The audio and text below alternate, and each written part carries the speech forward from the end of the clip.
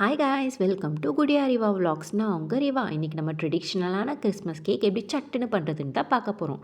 So dry fruits எல்லாம் ரெடியாக வச்சுருக்கேன். அண்ட் ஸ்பைசஸ், நட்ஸ் அண்ட் கேக்குக்கு தேவையான பேசிக் மெட்டீரியல்ஸ் எல்லாத்தையும், எக்யூப்மெண்ட்ஸ் எல்லாத்தையுமே ரெடியாக நான் எடுத்து வச்சுருக்கேன். இப்போ நான் ஆல்மண்ட்ஸோட ஸ்கின்னை ரிமூவ் பண்ணுறேன் பிளான்ச்சிங் மெத்தடில். பிகாஸ் ஆல்மண்ட்ஸை வந்து கடைசியில் டெக்கரேஷன் பர்பஸ்க்காக யூஸ் பண்ணுவோம். ஸ்கின்னோடு இருந்தால் நல்லா இருக்காது. ஸோ ஸ்கின்னை ரிமூவ் பண்ணி எடுத்துடுறேன். இன்றைக்கி நான் ஆல்கஹால் வெர்ஷனும் பண்ணியிருக்கேன், நான் ஆல்கஹால் வெர்ஷனும் பண்ணியிருக்கேன், எக்கும் பண்ணியிருக்கேன், எக்லெஸ்ஸும் பண்ணியிருக்கேன். ஸோ நடுவில் வரப்போ நான் அதுக்கு பதில் என்ன சப்ஸ்டியூட் பண்ணலான்றதை சொல்கிறேன். ஸோ ஆல்மண்ட்ஸை தண்ணி லைட்டாக போகணுன்றதுக்காக வார்ம் மோடில் ஒரு 5 மினிட்ஸில் அவனில் வச்சு எடுத்தேன். ஸோ அது ட்ரை ஆகிடுச்சு இது மாதிரி. இப்போ எக்ஸாட்டிக் ஃப்ரூட் கேக் எதுன்றதால நான் ப்ரீமியமான ஃப்ரூட்ஸ் எல்லாம் இதில் போட்டிருக்கேன். ஸோ கிவி, ப்ரூனீஸ், ஆப்ரிகாட்ஸ் அதெல்லாம் இருக்குது.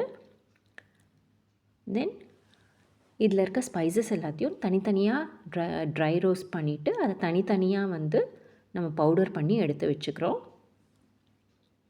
நெக்ஸ்ட்டு வந்து மொலாசஸ் ரெடி பண்ண போகிறோம். ஸோ ஜாகரியை போட்டுட்டு அதில் கொஞ்சோண்டு தண்ணியை போட்டுட்டு நல்லா ஹீட் பண்ணிவிட்டு ஒரு கம்பி பதத்துக்கு வர மாதிரி அதை காய்ச்சி எடுக்கிறோம். இப்போது இந்த ரெடி பண்ணி வச்சுருந்த ட்ரை ஃப்ரூட்ஸை போட்டுட்டு இதில் ஆரஞ்ச் ஜூஸ் ஊற்றுறோம். சப்போஸ் இது ஆல்கஹால் வெர்ஷன்னால் இதில் வந்து ஒரு 30%க்கு ரம் ஊற்றிக்கணும். ஸோ இப்போ ஸ்பைசஸ் போடுறோம். தென் இதை நல்லா மிக்ஸ் பண்ணிவிட்டு ரெடி பண்ணி வச்சுருந்தா அந்த மொலாசஸ் ஒரு கம்பி பதம் இருக்குல்ல, அந்த ஜாகரியை இதில் ஊற்றுறோம்.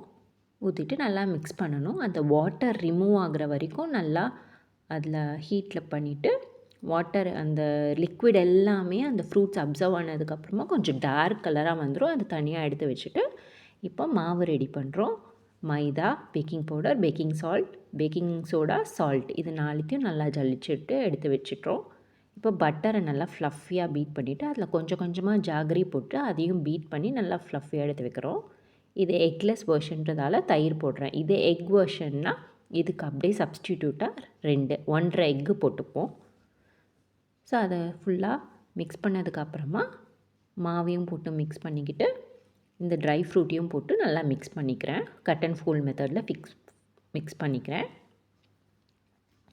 தென் இதை நம்ம அப்படியே கேக் டின்னுக்கு ட்ரான்ஸ்ஃபர் பண்ண போகிறோம்.